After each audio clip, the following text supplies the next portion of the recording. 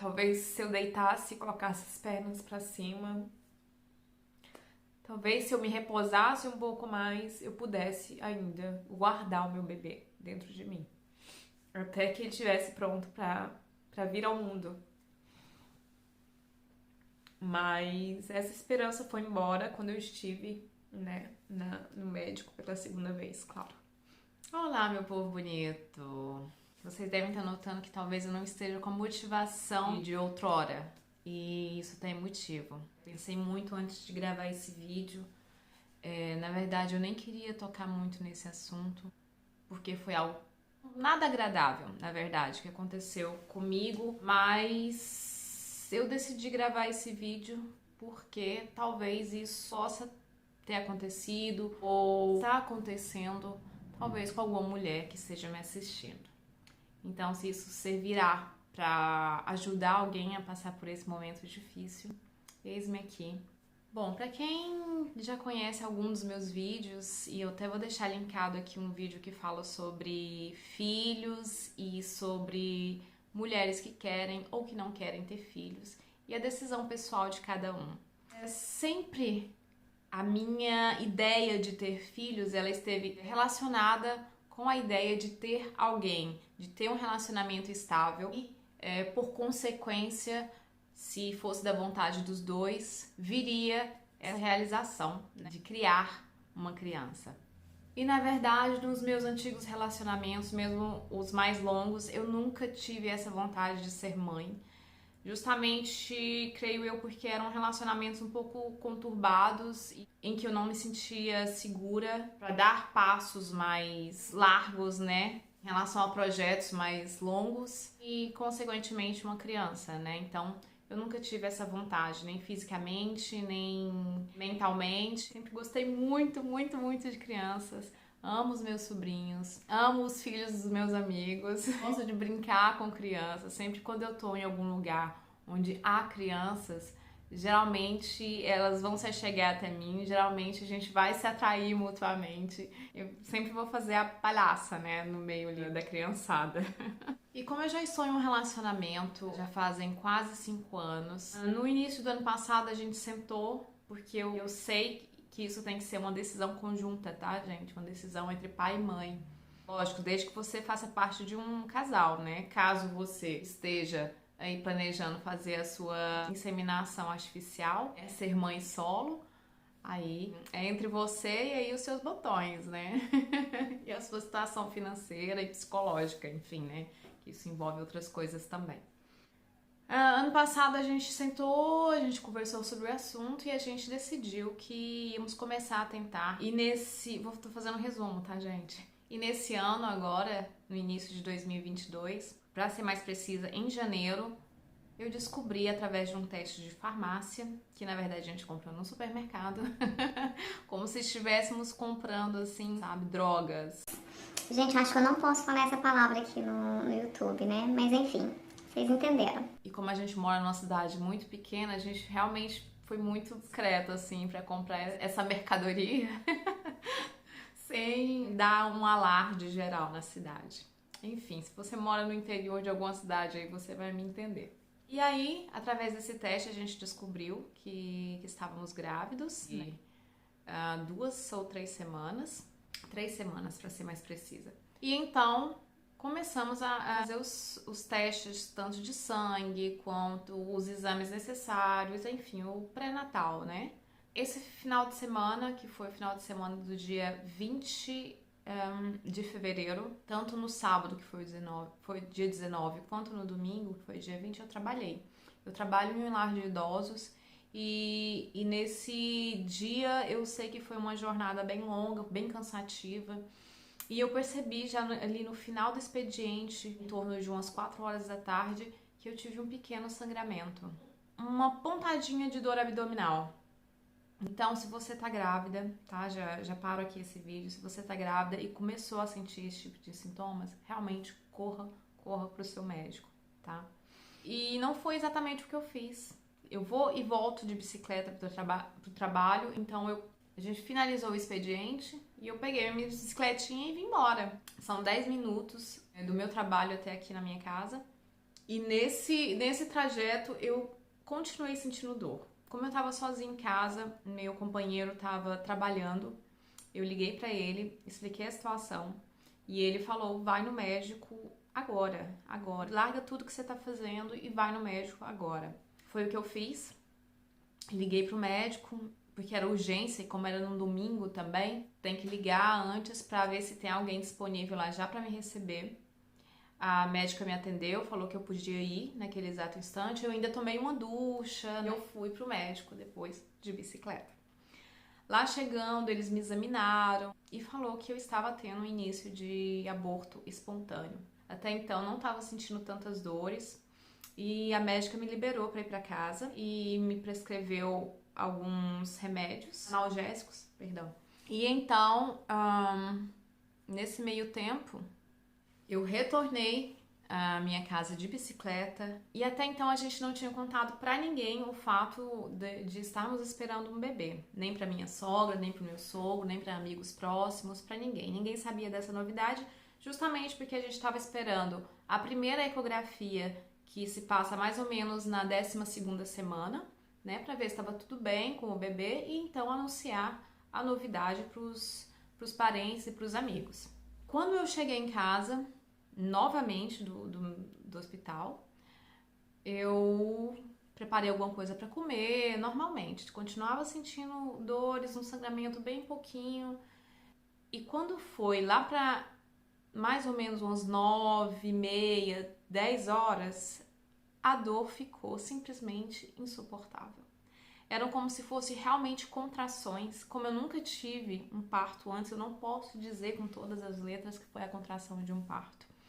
Mas eram realmente contrações uterinas em que eu sentia muita cólica e não era aquela cólica normal que a gente, como mulher, talvez esteja habituada a sentir durante o nosso período menstrual. Eram cólicas realmente muito, muito dolorosas e vinham de períodos em períodos. E aí eu já senti que eu não estava muito bem, que a minha cabeça já começou a girar, já comecei a sentir vertigens e o meu estômago revirou completamente. Caiu um negócio aqui.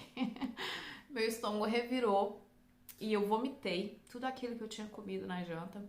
Se eu tô sendo muito explícita aí na descrição, vocês me perdoem, mas é só pra dar mais emoção também no relato. E aí eu vomitei, dor de barriga também, tudo ao mesmo tempo, gente. Eu tô rindo agora, mas no momento foi muito desesperador. E aí eu não tive outra opção. Eu liguei realmente pros meus sogros e falei que eu tava tendo um aborto espontâneo. Eles vieram para me pegar de carro, já que eu não conseguiria ir até o hospital de bicicleta de jeito nenhum, gente, no estado que eu tava. Eles chegaram em 5 minutos, assim, super preocupados, e me levaram novamente para o médico, para o hospital. Na urgência, eles me atenderam e realmente confirmaram que eu nem poderia ter ido para casa, né? Muito se admiraram por a médica ter me liberado para voltar para casa depois de eu ter estado uma vez lá e ela ter constatado que eu estava tendo um aborto espontâneo. Enfim, não reclamei também da saúde pública brasileira, porque eu acho que em todos os lugares tem seus defeitos, tá? A equipe médica já me internou, já começaram a me dar medicamentos intravenosos e eu fiquei lá nessa dor, nessa agonia, branca como a folha de um papel. E eu tive que passar a noite no hospital, né? E apesar de todos os medicamentos que eles me deram, gente, parece que nada, absolutamente nada, acabava com essa dor. Nada. Eu acho que só se eles talvez me dessem algo muito pesado, muito forte, como a morfina ou...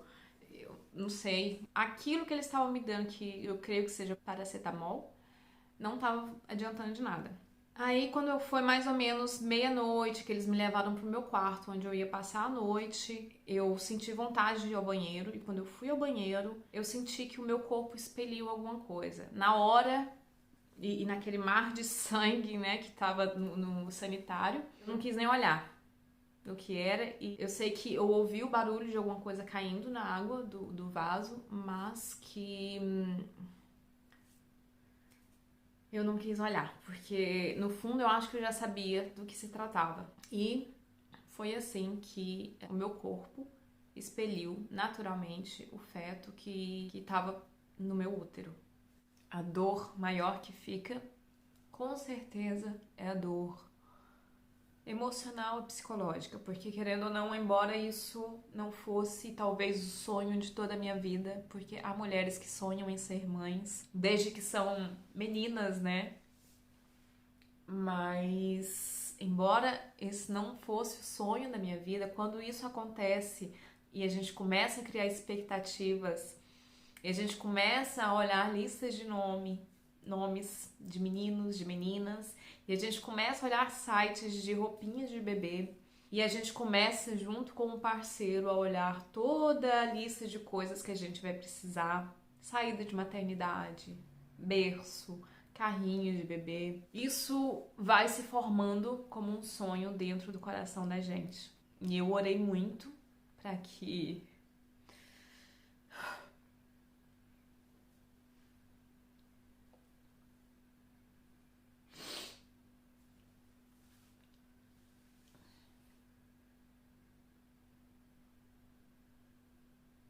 mesmo quando eu tinha ido no médico pela primeira vez, que eu já estava tendo um pouco de sangramento, que eu já estava tendo dores, e mesmo a médica na minha frente falando que eu estava tendo um início de aborto espontâneo, do fundo de mim eu ainda tinha esperança.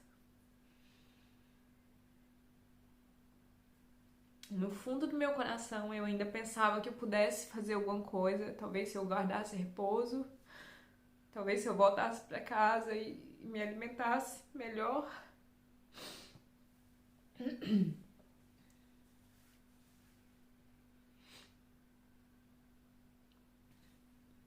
Talvez se eu deitasse e colocasse as pernas para cima, talvez se eu me repousasse um pouco mais, eu pudesse ainda guardar o meu bebê dentro de mim, até que ele estivesse pronto para vir ao mundo. Mas essa esperança foi embora quando eu estive, né, no médico pela segunda vez, claro. E o que eu quero dizer, e que eu quero que seja proveitoso nesse vídeo, não é todo esse chororô, não é toda essa história, mas eu quero compartilhar com vocês uma coisa que a médica me falou no momento em que eu estava assim mais fragilizada, por causa dos hormônios, por causa do acontecimento, por causa da perda. Nesse momento é o momento que a gente mais se pergunta onde que a gente errou. Será que eu não me alimentei bem o suficiente? Será que eu não fiz exercício? Será que eu fiz muito exercício? Será que eu trabalhei demais? Será que eu peguei peso? Será que eu cometi algum excesso? Será que é por causa da minha idade? E a médica, no dia seguinte, quando eu tava quase pronta para receber alta, ela me disse que são coisas que não têm explicação. Quando acontece um aborto, até o 3º mês, normalmente são problemas relacionados ao feto. Problemas relacionados aos cromossomos, ao desenvolvimento do bebê. Então, o que a gente não pode fazer é tentar procurar culpados, tentar procurar motivos que nos culpabilize, que nos martirize mais ainda do que a gente já está martirizada nesse momento, né?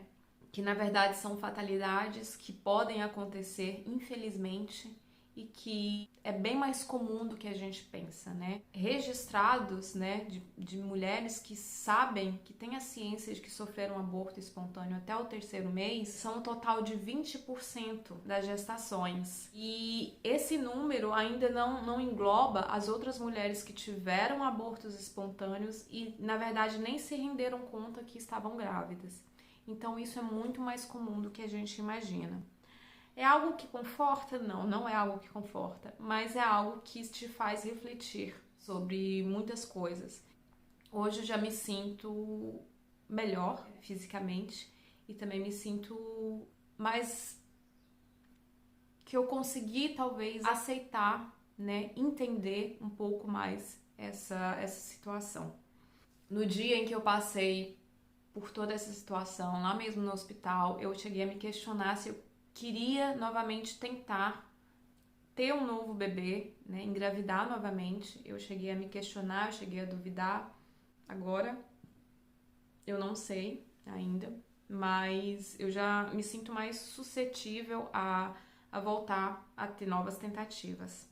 Mesmo porque todos os meus exames de sangue, né, é importante a gente investigar, é importante a gente sempre estar com os exames em dia, é importante a gente se alimentar bem, né, principalmente se você é tentante, principalmente se você quer engravidar, principalmente se você quer o seu bebezinho. Segundo os médicos, eu tô saudável, os meus exames de sangue estão ótimos e eu posso futuramente tentar, né, ser mãe, se essa ainda será a minha vontade, a vontade do meu parceiro. E é isso, o que eu quero falar pra vocês é que não desistam. Se vocês acham que tem algum tipo de problema com vocês, vão atrás, procurem, façam exames juntos com o seu companheiro pra ver se tá tudo certo com vocês, taxa hormonal, exames de sangue, se não tem nenhum problema de endometriose, alguma coisa parecida. Então, investiguem. E o resto entrega na mão de Deus e o mais Ele fará. Eu tô melhor e eu quero passar os meus sentimentos para todas essas mãezinhas que estão passando por isso agora. Eu sei exatamente o que vocês estão passando e eu te digo, isso vai passar. Lógico que nada no mundo vai fazer você esquecer, né, os momentos terríveis pelos quais você passou, mas tenha fé, acredite. Isso é só uma fase ruim. O importante é manter a esperança acesa aí dentro do seu coração. A fase ruim vai passar, eu tenho certeza. Sinta-se abraçada. Deus vai abençoar o seu ventre para que você conceba e dê à luz aí a vários. Vamos jogar bênção aí para todo mundo. Então eu espero que vocês tenham realmente gostado desse vídeo. Desculpa aí a emoção extrema, mas foi de coração que eu gravei isso. Um grande beijo para vocês. Fiquem todos com Deus e até a próxima. Tchau.